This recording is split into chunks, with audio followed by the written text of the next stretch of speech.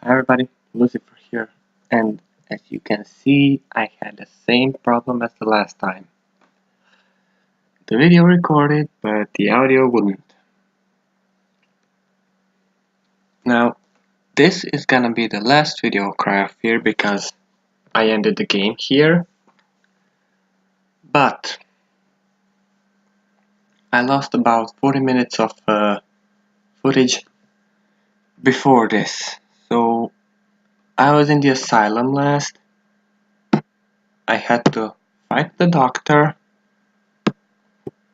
go through the forest, enter a building, fall through the floor, go through the sewers, get to my hometown, and get in my house, which is this. And here I was just looking around explaining this exact thing, this exact thing I wanted to say, but I failed. Anyway, I was explaining what happened and all of that, so I'm just gonna skip a part here, bit back, bit more, here.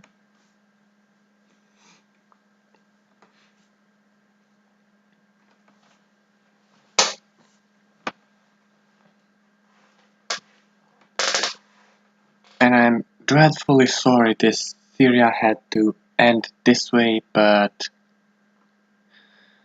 I don't know, just software problems. It happens. Another thing I wanted to address is that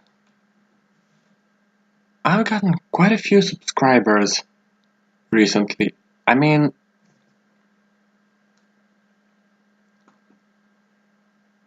in the last couple of months, I pretty much doubled the size of my channel. I went from 23 to 46 now.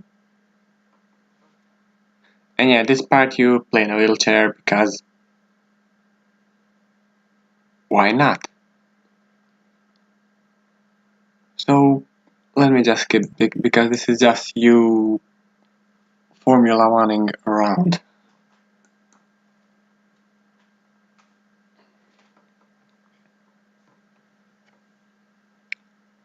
And I think it would be cool if I give my thoughts about the game, since I just finished it. Besides the glitch that kinda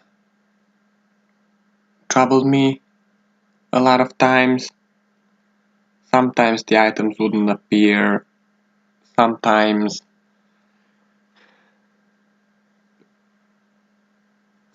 this happens, sometimes I don't know what I'm saying. I wanted to say sometimes things just despawn, like guns did a couple of times to me. So I had to replay it so I could get the keys, because I dropped them to pick up a syringe, give myself a syringe and pick up the key again, but the key was gone.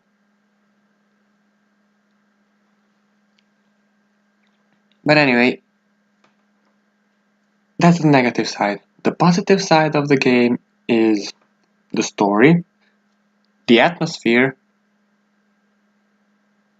and I'd say this game is horror done right. You do get jump scared by the monsters every now and then, but those jump scares aren't just there to say boo and go away. They say boo, but then they rip your face off. And you're always on edge and you watch up every sound. This game is just a horror masterpiece. And as that, I can't praise it enough. Now, I mean, you can see how this boss battle went. You just have to go around in the wheelchair and hit him more times than he hits you.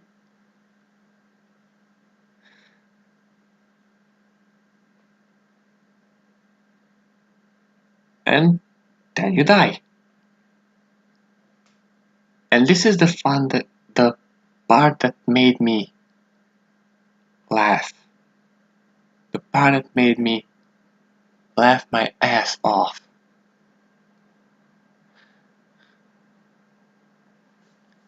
He had to kill himself in his imagination so he wouldn't commit suicide.